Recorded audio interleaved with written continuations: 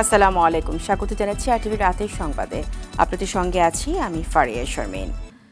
জাহাজের 7 খুনের ঘটনায় গ্রেপ্তারকৃত আকাশ মণ্ডল ইরফানকে 7 দিনের রিমান্ড মঞ্জুর করেছেন চাঁদপুরের আদালত। সন্ধ্যায় জেলা জুডিশিয়াল ম্যাজিস্ট্রেট মোহাম্মদ ফারহান সাদিকের আদালত এই রায় দেয়।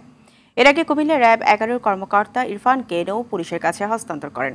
চাঁদপুর থেকে শরীফ চৌধুরীর তথ্যছবিতে বিস্তারিত ইমরুল কায়েসের রিপোর্ট।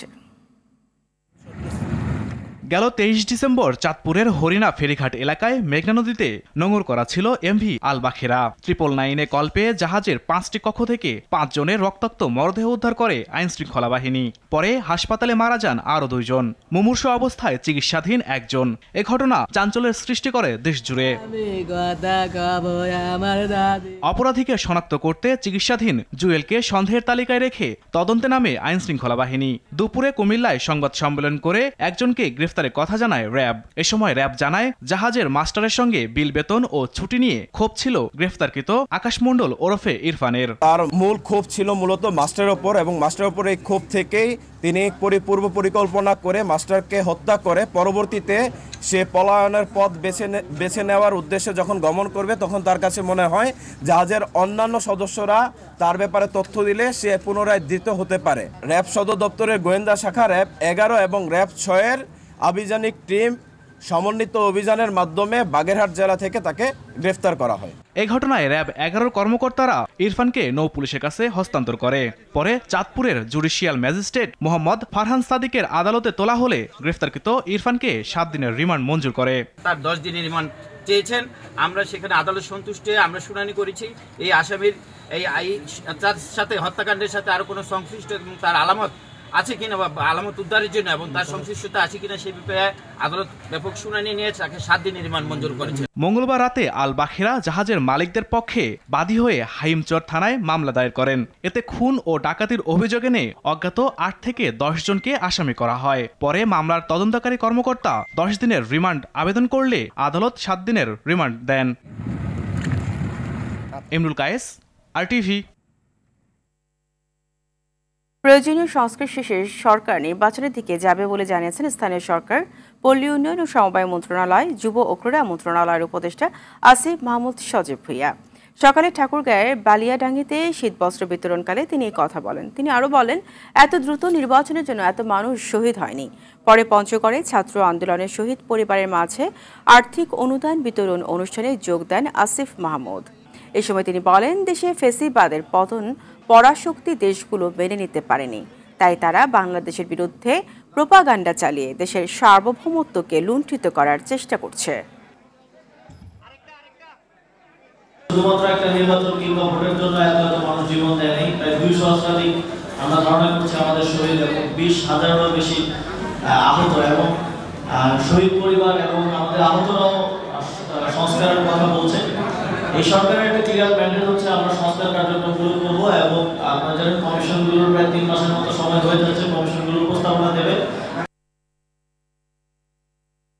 গোটা জাতির শত্রু এক এবং অভিন্ন, এমন মন্তব্য করে প্রশাসনে ঘাপটি মেরে থাকা স্বৈরাচারের দোসরদের শনাক্ত করে ব্যবস্থা নিতে সরকারের প্রতি আহ্বান জানিয়েছেন বিএনপির স্থায়ী কমিটির সদস্য ডক্টর AZM জাহিদ হোসেন। আর দলটির vice chairman doctor Asaduzzaman Ripon প্রয়োজনীয় সংস্কার করে আসছে বছরে নির্বাচন দেওয়ার আহ্বান জানান। জাতীয় প্রেস ক্লাবে আলাদা অনুষ্ঠানে এসব কথা বলেন তারা। রিপোর্ট করছেন জাহিদ রহমান। জাতীয় প্রেস ক্লাব মিলনায়তনে রাষ্ট্র কাঠামো মেরামতের 31 দফা প্রেক্ষিত টেক্সটাইল সেক্টর শীর্ষক এই আলোচনার আয়োজন করে জাতীয়তাবাদী টেক্সটাইল ইঞ্জিনিয়ার্স অ্যাসোসিয়েশন জেটেব। এতে অংশ নিয়ে ডাক্তার AZM জাহিদ হোসেন বলেন, বিএনপি জন আকাঙ্ক্ষার রাজনীতি করে। গণ আন্দোলনের মূলমন্ত্র ছিল জনগণের অধিকার প্রতিষ্ঠা করা। প্রশাসনে বিভিন্ন পর্যায়ে আজকে ঘাপটি মেরে আছে, তারা কিন্তু ফনা তোলার জন্য এবং আপনাকে বিভ্রান্ত করার জন্য চেষ্টা করছে, করবে, করতেই থাকবে। কাজেই তাদের বিষ দাঁত যদি ভেঙে দিতে হয়, দোষরদেরকে আইডেন্টিফাই করুন। রাজনীতিতে দলের পিছনে লাগার দরকার নাই বন্ধুরা, আপনারা আপনাদের ভিতর ঘাপটি মেরে থাকা স্বৈরাচারের দোষরদের পিছনে লাগুন এবং তাদেরকে প্রশাসন থেকে এবং আপনাদের আশপাশ থেকে সরিয়ে দেন। একই স্থানে জহুর হোসেন চৌধুরী হলে জিয়া শিশু কিশোর মেলার আলোচনায় আসাদুজ্জামান রিপন অন্তর্বর্তী সরকারের পথ চলাকে দুর্বল বলে আখ্যা দেন। 2025 সালের মধ্যেই 24 যাচ্ছে, 25 সালের মধ্যেই সম্ভাব্য সমস্ত সংস্কারগুলো সম্পন্ন করে নির্বাচন দেওয়ার ব্যবস্থা করতে হবে। নির্বাচনের মধ্য দিয়ে বাংলাদেশের সকল সংকটের কারণ কিন্তু নির্বাচন, ধানাই পানাই মার্কা নির্বাচন, রাতের নির্বাচন, বিনা ভোটে নির্বাচন, এই সমস্ত আমিডামি নির্বাচন করার মধ্য দিয়ে সরকার ক্ষমতা ছিল। আন্দোলনের আকাঙ্ক্ষাকে ধরে রাখতে সবাইকে ঐক্যবদ্ধ থাকার আহ্বানও জানান তিনি। গণতান্ত্রিক ব্যবস্থার স্বার্থে যদি নতুন কোনো প্রস্তাব দেয়, সে প্রস্তাবও তো গ্রহণ করার জন্য আমাদের নেতা তারেক রহমান বলেছেন। জাহিদ রহমান, RTV, ঢাকা। মৌলিক সংস্কারের জন্য সরকারকে আবারও যুক্তি সময় দেওয়ার কথা বলেন জামায়াত ইসলামীর আমির ডাক্তার শফিকুর রহমান। আর বাংলাদেশকে পিছিয়ে দিতে জুলাই বিপ্লবের পক্ষগুলোর মধ্যে অনৈক্য সৃষ্টির চক্রান্ত চলছে বলে অভিযোগ করলেন দলটির সেক্রেটারি জেনারেল অধ্যাপক Mia Golam Parwar. Forum of diploma engineers বাংলাদেশের ২৭তম প্রতিষ্ঠা বার্ষিকী উপলক্ষে উৎসবে এসব বলেন তারা। অরণ্য গফুরের রিপোর্ট। রাজধানীর ডিপ্লোমা ইঞ্জিনিয়ার্স ইনস্টিটিউশনে এ অনুষ্ঠানে শুধু নিজেকে নিয়ে না ভেবে দেশকে নিয়ে ভাবতে ইঞ্জিনিয়ার সহ পেশাদারদের প্রতি আহ্বান জানান জামায়াতের আমির। স্বার্থপরতার কারণে দেশ পিছিয়ে আছে উল্লেখ করে ক্ষমতায় গেলে রাজনৈতিক দলগুলো মানুষের কথা ভুলে যায় বলে আফসোস করেন ডাক্তার শফিকুর রহমান। আমরাই যখন আবার নির্বাচিত হয়ে কোনো সময় ক্ষমতায় যাওয়ার সুযোগ পাই, তখন এই কথা অন্তত 5 বছরের জন্য ভুলে যাই যে একদিন এটা বলেছিলাম। গণ অভ্যুত্থানের মধ্য দিয়ে জন আকাঙ্ক্ষার প্রতিফলন তাদের মাধ্যমে কিছু জনগণ দেখতে চায়। এই সংস্কারের মধ্য দিয়ে আগামীতে আবার কোনো স্বৈরতন্ত্র কায়েমের সুযোগ না থাকে এবং যাতে একটা সুষ্ঠু নির্বাচনের মাধ্যমে জনগণের সত্যিকারের প্রতিনিধিতা নির্বাচিত হয়ে দেশ পরিচালনা করতে পারে। আমরা এই জন্য তাদেরকে যৌক্তিক সময় দেওয়ার কথা বলেছিলাম। জুলাই বিপ্লব একটি মানবিক দেশ গঠনের দারুণ সুযোগ তৈরি করেছে উল্লেখ করে ষড়যন্ত্রকারীদের প্রতিহতে দেশবাসীকে সতর্ক থাকার আহ্বান জানান জামায়াতের সেক্রেটারি জেনারেল। আমরা আর আমাদের এই দেশ গড়ার জন্য আমরা বিভেদ করব না, অনৈক্য করব না। যে দফার চেতনা গোটা জাতিকে ফ্যাসিবাদের প্রতি ঐক্যবদ্ধ করেছিল, সেই চেতনার উপরে দেশকে আজকে ঐক্যে অটুট থাকার প্রয়োজন ছিল। কিন্তু আমরা দেখতে পাচ্ছি, দুঃখজনক হলেও দেশ এবং বিদেশের থেকে অনেক চক্রান্ত, অনেক ষড়যন্ত্র করে ফ্যাসিবাদ বিরোধী আন্দোলনে যারা রাজপথে ছিলেন, ময়দানে ছিলেন, রক্ত দিয়েছেন, জীবন দিয়েছেন, তাদের ঐক্যে ফাটল ধরাবার জন্য একটা প্রচেষ্টা কিন্তু এখন অব্যাহত আছে। এদিকে ন্যাশনাল ডক্টরস ফোরাম আয়োজিত জাতীয় চিকিৎসক সমাবেশে বৈষম্যহীন ও মানবিক দেশ গঠনে ডাক্তারদের কার্যকর ভূমিকা রাখার আহ্বান জানান জামায়াতের আমির। রিসার্চে আমাদের কিছু মানুষকে অবশ্যই আত্মনিয়োগ করতে হবে। অরণ্য গফুর, RTV, ঢাকা। চিকিৎসা নিতে জানুয়ারি মাসের প্রথম দিকে লন্ডন যাচ্ছেন বিএনপি চেয়ারপারসন খালেদা জিয়া।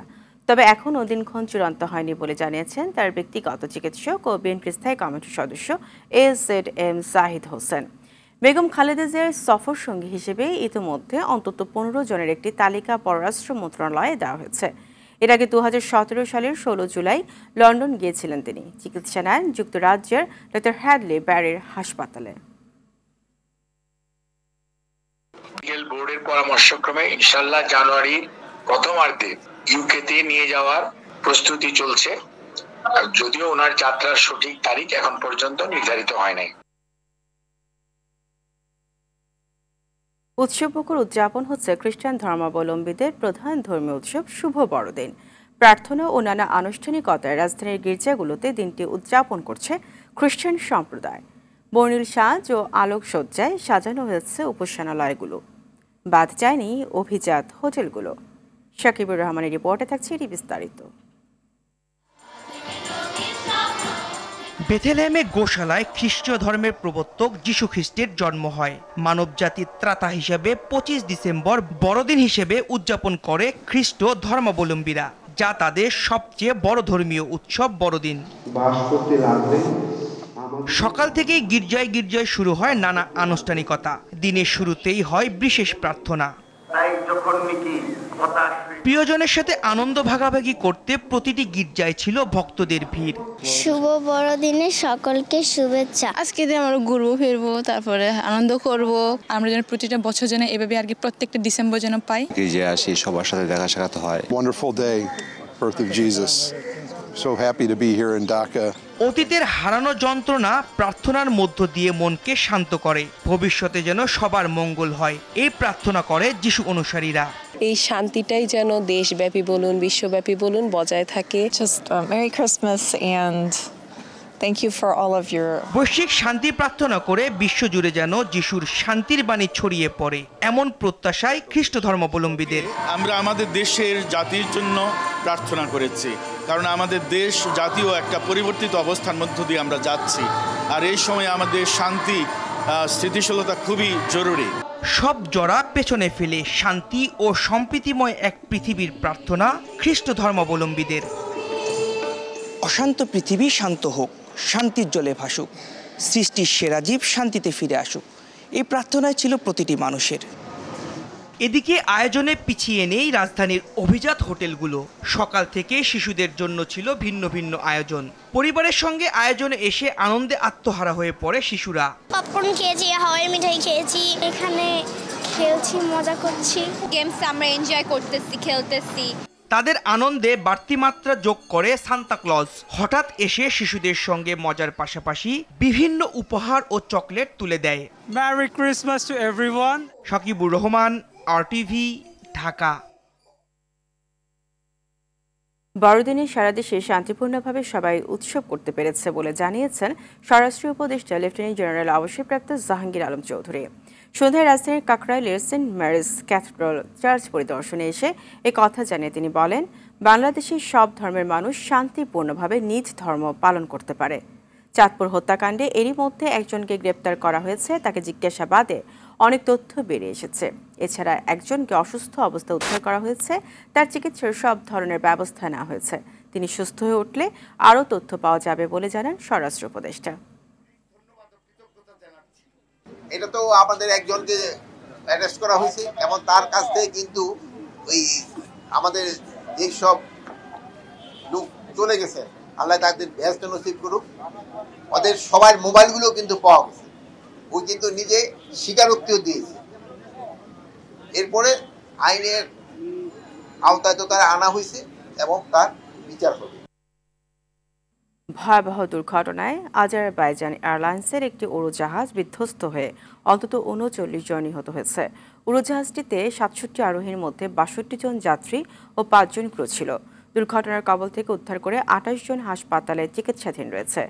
কাজাখস্তানের জরুরি পরিষেবা বিষয়ক মন্ত্রণালয়ের এক বিবৃতিতে বলা হয়েছে, অগ্নি নির্বাপন কর্মীরা উড়োজাহাজের আগুন নিভিয়ে ফেলেছে। বিস্তারিত জানাচ্ছেন রাকিব হাসান।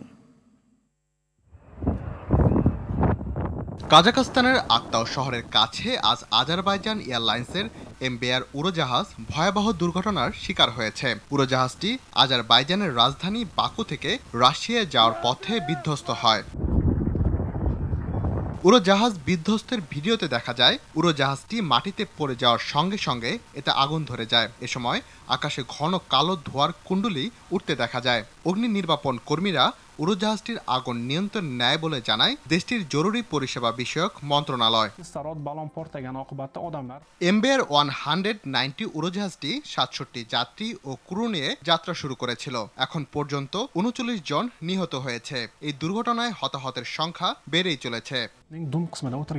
এখন পর্যন্ত ২৮ আরোহীকে জীবিত উদ্ধার করা হয়েছে। আহত অবস্থায় উদ্ধারের পর তাদের স্থানীয় হাসপাতালে ভর্তি করা হয়েছে। এদের মধ্যে বেশ কয়েকজনের অবস্থা আশঙ্কাজনক। রাশিয়ার একাধিক বার্তা সংস্থা বলছে, চেচনিয়ার গজনি শহরে ঘন কুয়াশার কারণে উড়োজাহাজটি ঘুরিয়ে দেওয়া হয়েছিল। রুশ বার্তা সংস্থা ইন্টারফ্যাক্স বলছে, উড়োজাহাজ বিধ্বস্তের এই ঘটনায় কারিগরি ত্রুটি সহ অন্য কোনো কারণ আছে কিনা তা খতিয়ে দেখা হচ্ছে। রাকিব হাসান, RTV।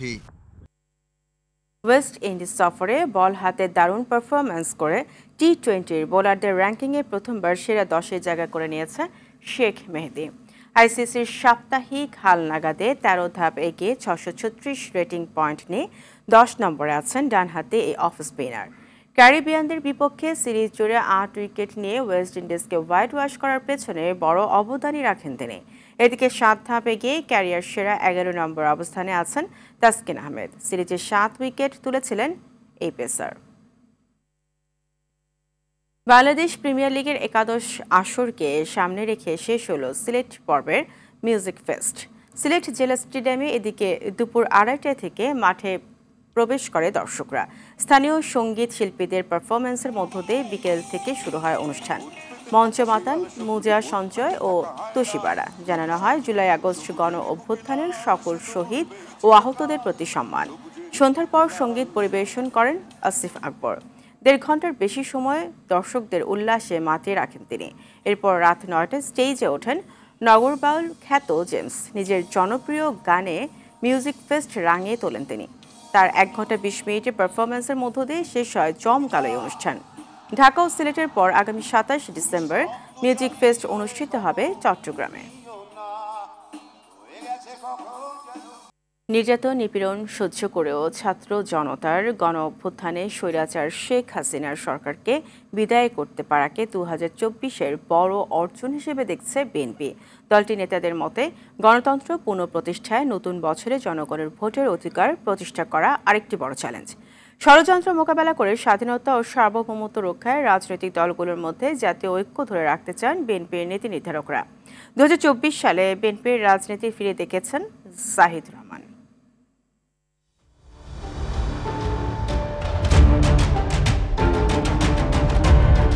তত্ত্বাবধায়ক সরকারের দাবিতে এক দফা আন্দোলন করতে গিয়ে বিএনপির বেশিরভাগ নেতাকে কারাভোগ ও আত্মগোপনের মধ্য দিয়ে শুরু হয় 2024। জনগণকে সাথে নিয়ে 7 জানুয়ারির ডামি নির্বাচনে ভোট বর্জনে সফল হয় বিএনপি। যুগপৎ আন্দোলনে শরিক দল ও সংগঠনে ভাঙনের চেষ্টা বিফল করে দেওয়া আরেক বড় অর্জন। একতরফা ডামি ভোটে আবারও জনগণের উপর স্বৈরতন্ত্র চাপিয়ে দেওয়া শেখ হাসিনা সরকারের বিরুদ্ধে জনমত গঠনে ব্যস্ত সময় কাটায় বিএনপি। কোটা বাতিলের দাবিতে যখন গোটা জাতি এক, তখন তাদের পাশে থেকে সমর্থন দেয় বিএনপি। জুন মাসে শুরু আন্দোলন উত্তাল হয় জুলাইয়ে। 5 আগস্ট ছাত্র জনতার অভ্যুত্থানে পতন হয় 16 বছরের স্বৈরাচারী ফ্যাসিস্ট শাসনের। যে আন্দোলনে সক্রিয় অংশগ্রহণ ছিল বিএনপি নেতাকর্মীদের। সমস্ত দেশের মানুষের জন্য সফলতা এটা, যে ফ্যাসিস্ট সরকারের বিদায় এবং মুক্ত বাংলাদেশ, যার জন্য বিএনপি নেতাকর্মীরা লড়েছে, আমাদের সাথে যারা আন্দোলন করেছে তারা লড়েছে। 5 আগস্ট শেখ হাসিনা পালিয়ে গেলে জনগণকে অভিনন্দন জানিয়ে গণমাধ্যমে ভেসে আসে বিএনপির ভারপ্রাপ্ত চেয়ারম্যান তারেক রহমানের বক্তব্য। সাহসী ছাত্র জনতাকে বিরচিত অভিনন্দন। অন্তর্বর্তী সরকারের দায়িত্ব নেওয়ার পর নির্বাহী আদেশে মুক্তি পান রাজনৈতিক প্রতিহিংসায় কারাবন্দী বিএনপি চেয়ারপারসন বেগম খালেদা জিয়া। গণ আন্দোলনের শহীদদের শ্রদ্ধা জানিয়ে 7 আগস্ট বক্তব্য দেন তিনি। প্রতিশোধ নয়, প্রতিহিংসা নয়, ভালোবাসা, শান্তি সমাজ গড়ে তুলি। দীর্ঘ 1 যুগ পর অংশ নেন সশস্ত্র বাহিনীর অনুষ্ঠানে। গণতান্ত্রিক আন্দোলনে নতুন করে অনুপ্রাণিত করেন নেতাকর্মীদের। প্রভাবমুক্ত আইনি প্রক্রিয়ায় একে একে মামলা থেকে অব্যাহতি পেতে শুরু করেন বিএনপির ভারপ্রাপ্ত চেয়ারম্যান তারেক রহমান সহ গুরুত্বপূর্ণ নেতারা। রাষ্ট্র মেরামতে 31 দফা জনগণের কাছে তুলে ধরতে কর্মশালা, সভা, সেমিনারের মধ্য দিয়ে ব্যস্ত সময় পার করেন তারেক রহমান। বিদায়ী বছরে প্রাপ্তি অপ্রাপ্তি কাটিয়ে নতুন বছরে প্রত্যাশিত ভোটের অপেক্ষার অবসান ঘটাতে নানা কর্মসূচি নিয়ে মাঠে থাকবে বিএনপি। স্বাধীনতা সার্বভৌমত্ব রক্ষাটাই সবচেয়ে একটা বড় চ্যালেঞ্জ এই মুহূর্তে মনে হচ্ছে। আগামী দিনে এইভাবে জনগণকে আরও আমরা সচেতন করব। জনগণের প্রত্যাশা পূরণে তাদের পাশে দাঁড়াতে বিএনপির ভারপ্রাপ্ত চেয়ারম্যান তারেক রহমানের নির্দেশনা মেনে মাঠে থাকতে চায় দলটির নেতাকর্মীরা। একটি নিরাপদ ভবিষ্যৎ আমরা গড়তে পারবো ইনশাআল্লাহ। জাহিদ রহমান, RTV, ঢাকা। রাতের সংবাদ এ পর্যন্তই। মধ্যরাতের সংবাদ রাত 1টায় দেখার আমন্ত্রণ রইল। ধন্যবাদ সবাইকে।